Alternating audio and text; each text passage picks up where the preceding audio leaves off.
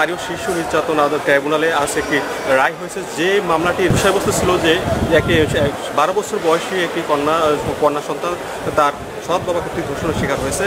এই ঘটনাটি 2020 সালে নগরকান্দা উপজেলায় এই মাসুদ নামের এক ব্যক্তি বিডিআর এবং সেনাবাহিনী পরিচয় দিয়ে বিভিন্ন সময় প্রতারণা করে আসলে এবং প্রতারণার মাধ্যমে এই নাবালিকা শিশুর মাকে বিয়ে করে এবং এক পর্যায়ে এই নাবালিকাকে সে বিভিন্নভাবে ঢাকায় নিয়ে কয়েকবার ধর্ষণ করে এবং সেই ধর্ষণের ফলে এই নাবালিকা গর্ভবতী হয়ে পড়ে এবং সে একটি কন্যা সন্তানের জন্ম দেয়।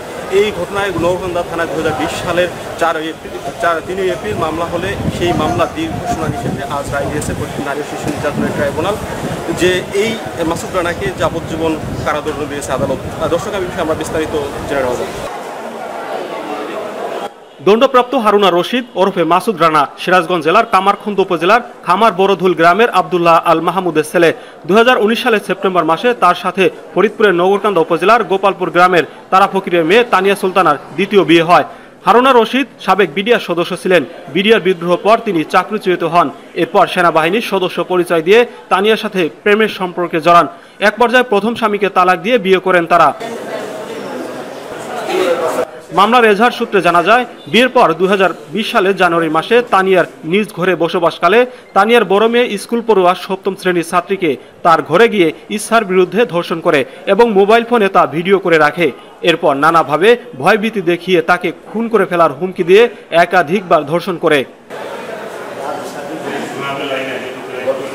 মামলার এজাহারে তানিয়া সুলতানা উল্লেখ করেন, আমার মেয়ে বিবাদী ভয়ে চুপ করে থাকে। পরবর্তীতে আমার মেয়েকে 2020 সালের 29 জানুয়ারি স্কুলে নিয়ে যাওয়ার কথা বলে কৌশলে মোটরসাইকেল যোগে ঢাকায় এক বাসায় নিয়ে যায় এবং জোরপূর্বক একাধিকবার ধর্ষণ করে মোবাইল ফোনে ভিডিও করে এবং ভয়ভীতি দেখায় ইন্টারনেটে প্রকাশ করা হবে।